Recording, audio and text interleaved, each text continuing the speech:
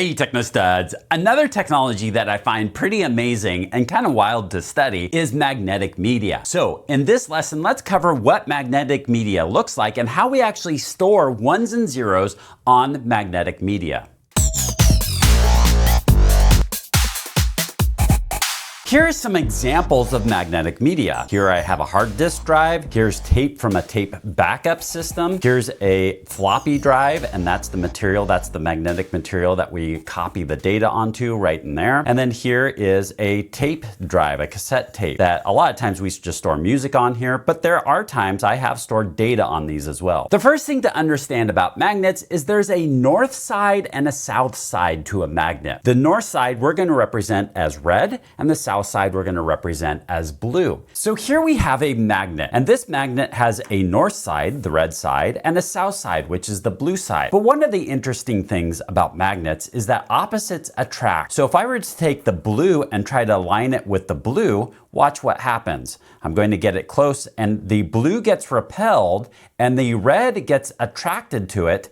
And so it's one of those cases where opposites attract. The north is attracted to the south side and vice versa. I've got this device right here that's going to help us measure this magnetic field. You can see it has a red and blue side as well. So it's a magnet with a red side and a blue side and some swivels to it. So what I can do is I can bring this close, and notice now the red is following the end of this blue. It's attracted to that blue, so it's following it around to be close to that blue. Now what happens though is if I move this to the other side, the red gets repelled and the blue takes over, and now the blue wants to face this red side.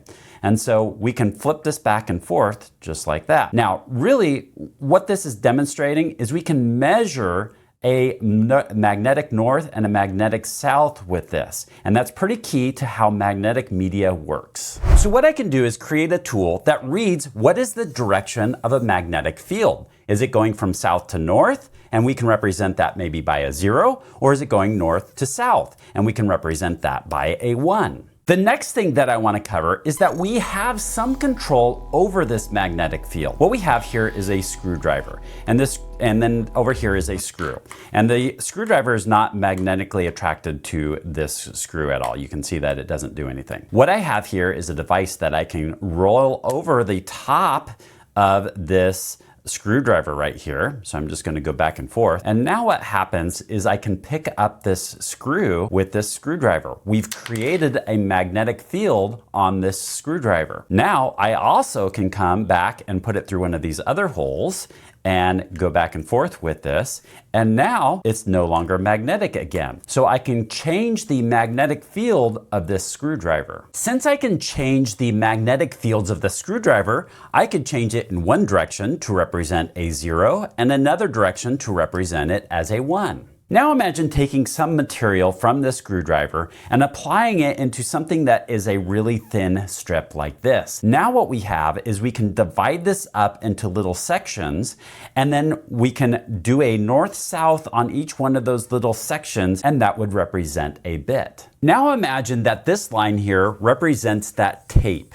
And what we're going to do is we're going to divide that tape into little tiny sections here. And each one of those is going to be a bit. And they're not even on there, but in actual media, it's going to be evenly spaced. And then we create a magnetic pole on this tape in one direction or another. And one of those is going to represent a 1, and the other one is going to represent a 0. And now we have a way to store that data. Here's a little better example of that, where we've got this all split up into these sections here, and we've got these directions that are happening here.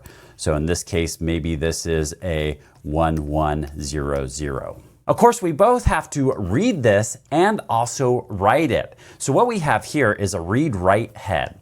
The read-write head has some sort of magnetic coil on here that creates a magnetic field that would then make that direction on here happen.